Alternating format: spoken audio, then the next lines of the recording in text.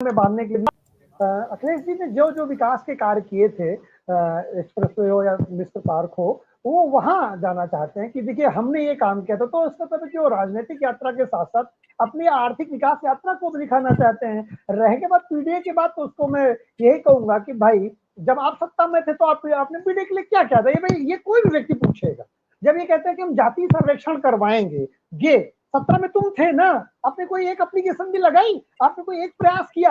अब आते हैं अगर इसी बात को और जोड़ दे, जो इंडिया गठबंधन है, इंडिया गठबंधन में राहुल गांधी आजकल बहुत उनको पिछड़ा प्रेम उगाया है। वो जाति सर्वेक्षण और जाति जनगणना की बात करते हैं। 2011 में जो आपने जनगणना करवाई थी उसमें जाति वाली भी है। आपने हिम्मत की क्या उस जनगणना का उस हिस्से को ओपन करने के लिए? 2011 की जनगणना में आपने इतने हजार करोड़ रुपए अतिरिक्त खर्च किए, उसमें से आप ओपन ही कर देते जब सत्ता में थे। तो सत्ता में न होने के बाद बिल्कुल ये जो राजनेता हैं जो विपक्ष में हैं, ये उस प्रेमी की तरह व्यवहार करते हैं। जब किसी प्रेमिका को प्रेम पास में बंधन में बांधने के लिए, विवाह करने के लिए बहुत बड़ी बड़ी बातें करते हैं, लेकिन तुम्हारे लिए जानू महल बनवा देंगे, तुम्हारे लिए ये कर देंगे, और बाद में फिर झोपड़े में बैठा देते हैं उस लड़की को जाकर के। तो ये सत्ता में आने के पहले तो बड़े बड़े वादे करते हैं, बड़ी बड़ी डींगे हाँकते हैं, लेकिन सत्ता के में आने के बाद अपने किए गए इस तरह के वादों को नहीं निभाते हैं। ये बात बिल्कुल तय है कि देश की जो सत्तारूढ़ दल सरकार में होती है, चाहे कांग्रेस हो, चाहे नीति हो, यूपीए गठबंधन हो, चाहे बीजेपी का एनडीए गठबंधन हो, वो जाति जो जनगणना है उससे परहेज करता है।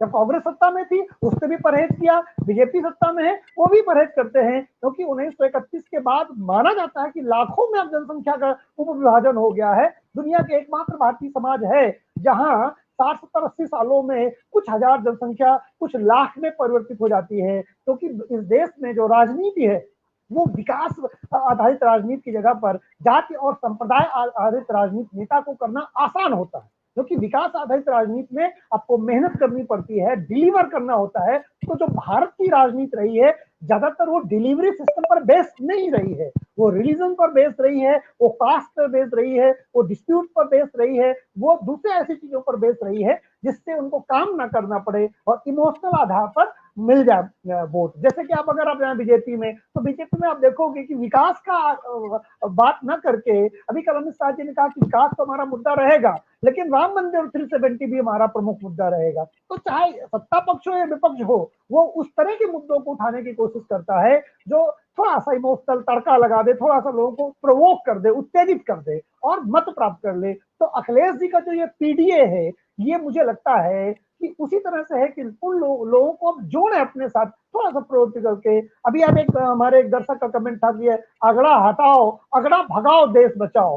तो अब बताइए, जो लोग मानते हैं कि हम आ रहे थे, या अगड़े जो लोग आर्यन थे 5000 साल पहले आए थे, तो पहले वो भागेंगे, या जो 1000 ईस्वी में इस देश में बारबरिक आक्रमण करके इस देश की इज्जत और अस्मिता को लूटते पहले वो भागेंगे? अगर भगाना ही है तो अगड़ा भगाओ नहीं, फिर वो जो 1000 ईस्वी के बाद आक्रमण करके आए थे फिर वो भागे पहले, फिर बाद में हम भी भागेंगे। तो इस तरह से जो ये राजनीतिक दल के कार्यकर्ता होते हैं वो इसी तरह के बंटवारे की बात करके और समाज को विखंडित करके अपनी राजनीतिक रोटी सेकना चाहते हैं। तो मैं मानता हूं अखिलेश जी की जो पीडीए यात्रा है ये भी राजनीतिक रोटी सेकने के सिवाय कुछ नहीं है। हालांकि पीडीए में जो पिछड़ा है वो अब बड़ी मात्रा में, मैं पहली कई बार कह चुका हूं यूपी तक में, कि अब बड़ी मात्रा में बीजेपी के साथ न केवल जुड़ चुका है, बल्कि मैं मानता हूं कि अब वो बीजेपी के साथ स्थिर हो रहा है। इवन देन दलित भी, क्योंकि बहन मायावती जब उस तरह से स्ट्रांग नहीं अभी हो पा रही है, अगर वो एक्टिव हो जाती तो मैं गारंटी नहीं लेता, लेकिन अगर बहन जी इसी तरह से निष्क्रिय रहते हैं तो दलित भी आने वाले समय में भारतीय जनता पार्टी के साथ स्थिर हो जाएगा। तो अखिलेश भाई का पिछड़ा और डी जो दलित है, मैं इसको नहीं मानता। हाँ, अल्पसंख्यक अभी कुछ स्थिर मैं मानता हूं, लेकिन जिस तरह से कांग्रेस भी एक्टिव हो रही है तो ऐसा ना हो कि इनका पी भी स्थिर न रहे, डी भी स्थिर न रहे और ए भी स्थिर न रहे, और अखिलेश भाई जो है राजभर जैसी पार्टी के रूप में कन्वर्ट न हो जाए। इसीलिए साइकिल को उतरे हैं कि कम से कम हमारा पुराना वोट बैंक जो 37% है वो थोड़ा स्थिर बना रहे, नया जुड़े या न जुड़े। जी गौरव। कासिम सर, आपका रुख करेंगे और आपसे समझने बिल्कुल, क्योंकि मुझे जाना है।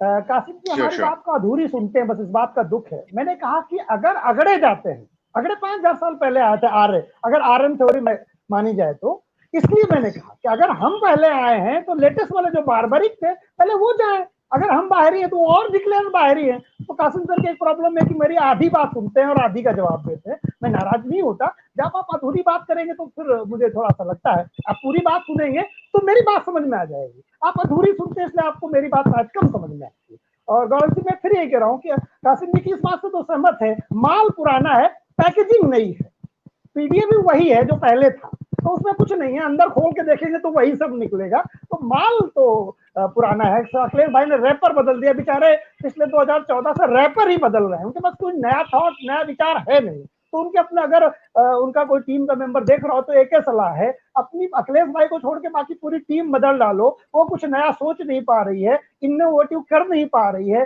नारों से अकेले सरकारें बदला नहीं करती। आपको कुछ ठोस धरातल पर करना पड़ेगा, वरना आप और अब अपने चरम को पा चुके हैं और नीचे की तरफ ही जाएंगे, क्योंकि धरातल पर कुछ करके भी दिखाना है।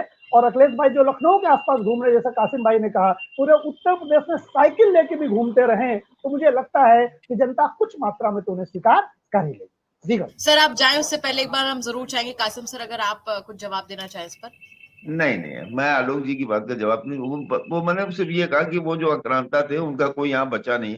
हो सकता है कोई एक आध पड़े हो, कहीं रिक्शा चला रहे हो, तो जाने वाले सब यही के भारत के। आर्य आकांक्षा थे सर, उनका भी कोई यहाँ नहीं है, वो और पहले के थे, 5000 साल पुराने थे। मैं ये कह रहा हूँ, उसको आप दोनों को जोड़ के देखेंगे तो वो बात समझ में आएगी। मैंने कहा ये दोनों का कनेक्शन नहीं बन रहा है। जो थे ओघल मुगल जो थे, उनका कोई कनेक्शन, उनका कोई है ही नहीं। अगर होगा भी कहीं रिक्शा उक्शा चला रहा होगा। बाकी जितने लोग हैं, अभी मैंने एक दर्शक की कमेंट में कहा था कि जो आर्य थे उनका भी कोई कनेक्शन नहीं बन रहा। अभी तो ये सिद्ध नहीं कि आर्य जो है मध्य एशिया से आए थे, ये भी सिद्ध नहीं है। ये तो केवल वामपंथियों की देन है, जो पंडितों को सवर्णों कहते हैं कि विदेशी है। मैंने उस बेस पे कहा, वो सारे के सारे वामपंथी ब्राह्मण हैं, ये भी याद रखिएगा। नहीं तो अब रावण भी ब्राह्मण ही था। तो जो सनातन है वो गलत को गलत कहता है, और भगवान राम आज के समय के पिछड़े थे, और भारत के सारे सनातनियों ने भगवान राम के पीछे खड़े हो गए, भगवान कृष्ण के पीछे खड़े हो गए, रावण और कंस के पीछे नहीं खड़े हुए ना। अब गलत होता है, देखिए चर्चा कहीं और जा रही है अनुपम भाई। हमारे अयोध्या जी के भगवान पुरुषोत्तम राम जी के बारे में आलोक जी ने बताया कि आज के समय के पिछड़े थे, तो वो आपको सही करना पड़ेगा, क्योंकि मेरे हिसाब से सूर्यवंशी ठाकुर थे वो। नहीं, आज के समय में तो वो ओबीसी में आते हैं, आज के समय में क्या, नहीं, हमारे यहाँ सूर्यवंशी ठाकुर पिछड़े में नहीं आता। लेकिन श्री राम सूर्यवंशी कहे जाते थे। सूर्यवंशी ठाकुर है, हमारे यहाँ पिछड़े में नहीं आते हैं। हमारे फैजाबाद अयोध्या में आज भी सूर्यवंशी ठाकुर पिछड़े में नहीं आता है। भाई मेरे पास जितनी जानकारी है, बहुत सारे पिछड़े कहते हैं। नहीं भाई, मैं तो अपने जिले की बात कर रहा हूँ, मैं तो अपने अयोध्या जी की बात कर रहा हूँ, मैं तो उसी ये मेरा अपना सब्जेक्ट है। जैसे भगवान कृष्ण वो भी यदुवंशी माने जाते हैं, तो वो भी पिछड़े में आते हैं। तो इसलिए बहुत लोग ऐसा कहते हैं, मैं नहीं कह रहा हूँ, भगवान तो सबके हैं, जिस मान लो हनुमान जी को भी बहुत अलग अलग मान दिया जाता है। वैसे ये चर्चा कहीं और जा रही है, लेकिन हम बताते हैं कि जहां तक मेरी जानकारी है, वो इक्ष्वाकु वंश जो था उसके थे, जिसमें भगवान राम उत्पन्न हुए थे, सूर्यवंशी वंश माना जाता है। क्षत्रिय राजपूत लगता है कि ये जानकारी मेरे पास नहीं होगी, आपको ऐसा लगता है? नहीं सर, बिल्कुल सर, आप बिल्कुल, जितने मतलब मैंने ये कहा कि जितनी मेरी जानकारी है वो क्षत्रिय सूर्यवंशी ठाकुर हमारा, क्योंकि हमें तो ये गर्व है ना कि हम तो वहीं से आते हैं, भगवान राम अयोध्या जी से आते हैं। एक्चुअली गौरव सिंह, 30 सेकंड और लूंगा। जितने भारत के पुराने क्षत्रिय थे, जब ये जो नवीन क्षत्रिय आए, माना जाता है, ये भी एक थ्योरी है इतिहास में, जितने भी आए वो जो बाहरी आक्रमणकारी है वो क्षत्रिय बन गए, जो प्राचीन क्षत्रिय थे वो कृषक की तरफ चले गए। ये है पूरी थ्योरी। तो हमें आधी बात पता होती, इसलिए हम उसको इस तरह से एक्सप्लेन करते हैं। जब हम पूरी बात जानेंगे तो उस समय भगवान क्षत्रिय ही थे, लेकिन जब विदेशी आक्रमणकारी आए, शक आए, हूण आए, पहव आए, ये जब क्षत्रिय में कन्वर्ट हुए, तो भारत का जो मूल क्षत्रिय था वो फिर ओबीसी की तरफ गया, कृषक बना। ये जब पूरा पढ़ेंगे तब समझ में आएगा, इस तरह से जब ये पूरी कॉन्सेप्ट, तब इसे जानेंगे तब पूरी बात समझ में आएगी। चलिए ठीक है, अब चर्चा पे वापस आते हैं। आलोक जी, आप माफ कीजिएगा, अनुपम सर आपका रुख करते हैं, और बहुत बहुत शुक्रिया आलोक जी आपका जुड़ने के लिए।